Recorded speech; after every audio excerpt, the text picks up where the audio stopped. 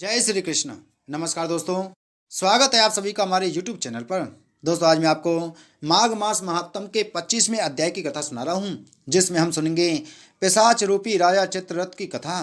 इतनी कथा सुनकर मुनि वेद निधि कहने लगे, हे भगवान, अब मैं आपसे उस पिशाच की कथा सुनना चाहता हूँ जो महात्मा देवदूति के द्वारा सदगति को प्राप्त हुआ था। कृपा करके सुनाने का कष्ट कीजिए।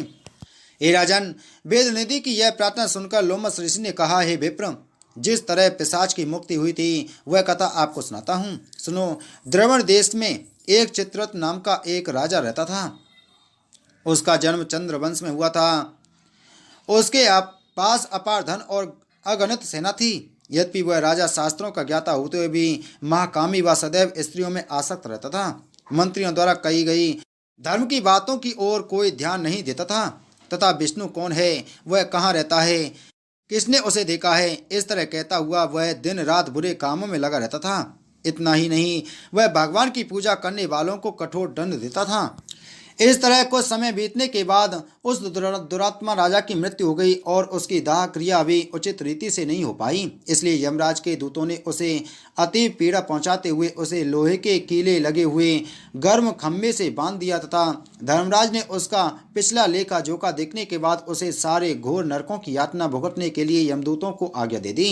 हे विप्र, उस राजा की नरकों में जो दुर्गति हुई उसका बखान आपके सामने करता हूँ, ध्यान से सुनो।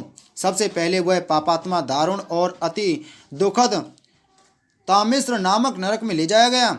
उसके बाद उसे अंधता मिश्र नामक नरक में डालकर भयंकर जीवों से कटवाया गया। उसके बाद उग्र रौरव, महारौरव, कालसूत्र और महानरक में गिराकर न केवल भारी मुदगरों से पीटा गया, अपितु तपे हुए खम्भों से बांधकर गर्म लोहे की छड़ों से बुरी तरह से ताड़ित किया गया।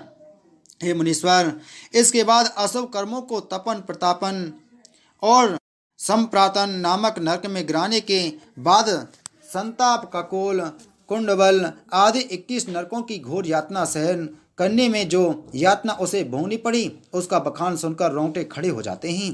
वह पापात्मा राजन अनंत काल तक नरकों की यातना सहने के बाद नरकों से छुटकारा मिला तो गिरिराज के ऊपर बड़ी भारी पिशाच का जन्म मिला, परंतु इस योनि में उसे नरकों से भी बढ़कर यातनाएं भुगतनी पड़ी। भूख, प्यास, सर्दी, गर्मी और वर्षा से पीड़ित होता हुआ स्वप्न में भी सुख का अनुभव नहीं कर सका।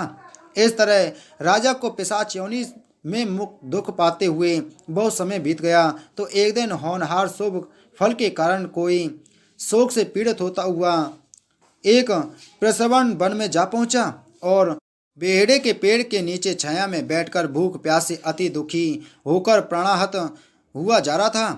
तब बोला, अहो प्राणियों के द्रोह करने वाले मुझ पापात्मा के इस दुखद जन्म का अंत कब होगा? हाय, ऐसा कौन पुण्यात्मा है जो मुझे इस दुख दरिया में डूबने से सारा दे करके मेरा उद्धार कर सकता है। बोलो माघ मास महात्म की जय। बोलो विष्णु भगवान की जय।